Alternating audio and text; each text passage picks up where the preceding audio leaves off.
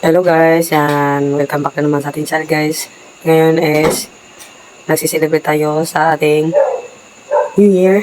Yung ating mga batuta is napapanik sa kasi nag-uumpisa na magpaputok dito sa amin. Ang lakas-lakas. Kaya nag-voice record lang talaga ako.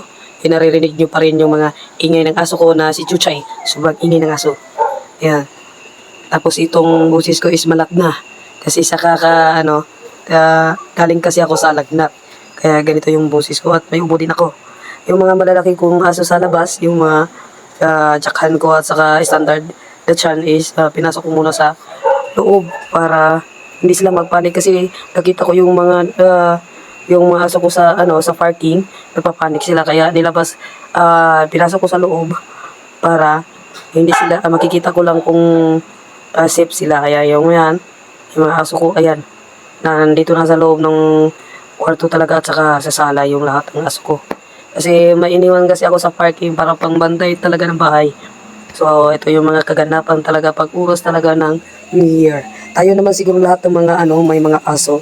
Ganito talaga yung ating struggle talaga pag New Year o Pasko. Sobra talagang nagpapanik yung mga aso ko. Lalo na pag paputok. Sobrang ingay pa ng daan. Kasi anong oras na ba ngayon? Alas 10 na. Maingay pa rin. May mga motor kasi na dumadaan na dapat nasa loob ng bahay na ngayon. Kasi may kami dito, may curfew. So may mga matitigas pa rin yung ulo nasa labas. Yan.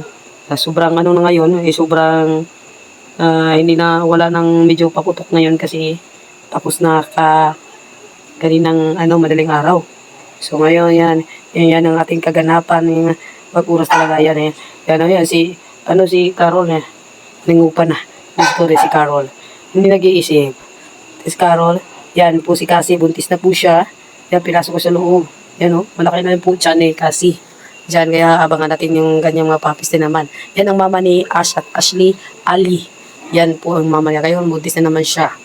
Kaya sana yan healthy din yung kanyang baby. Ayan, nilabas ko o ginawa ko muna yung nasa cage.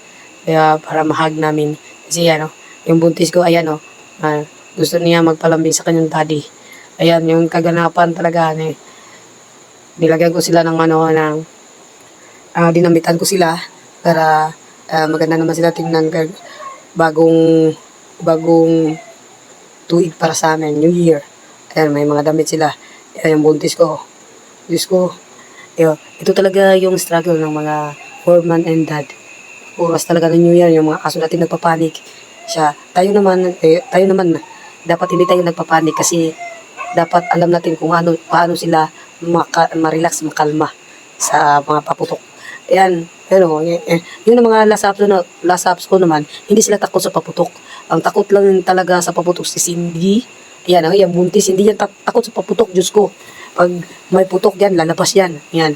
Yung mga iba kong Dachshund, hindi takot sa paputok. Si Cindy lang talaga yung last ups ko, yung takot talaga sa paputok. Diyos ko. Ayan, naglalaro pa. Alam nyo ba, sobrang ingay na yan. Kaya nag-voice record na lang ako nito para ikwento sa inyo kung talagang kaguluhan sa loob yan. Sa Terosel nila, kinukulit nila kasi pumasok sa kwarto namin. Pag may pumasok talaga sa kwarto namin, ayan, nagkukulitan. Gusto nila magkukulitan talaga sa mga bisita. Yan talaga yung mga aso. Yan ayan kinikis pa nila ang ate Rosella. Ganyan talaga yung mga aso talaga. Nakakawala ng stress. Pero ingay pa rin kahit nag-voice record ako.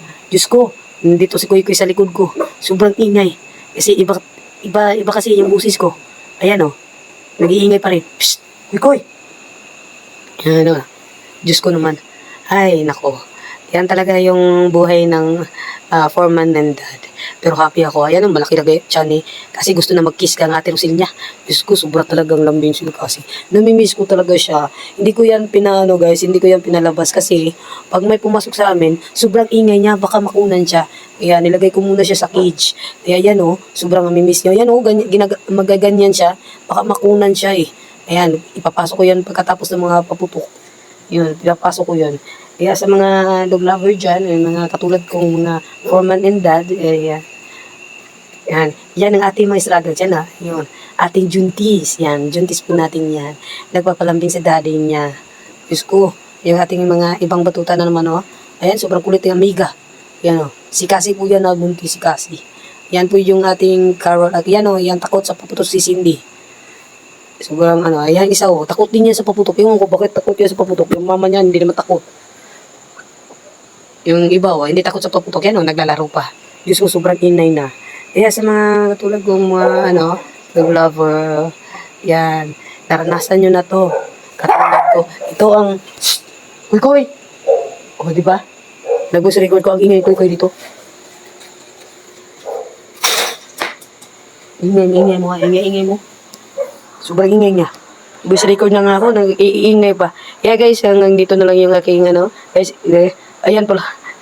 Dahil sa takot sa paputok, ayan.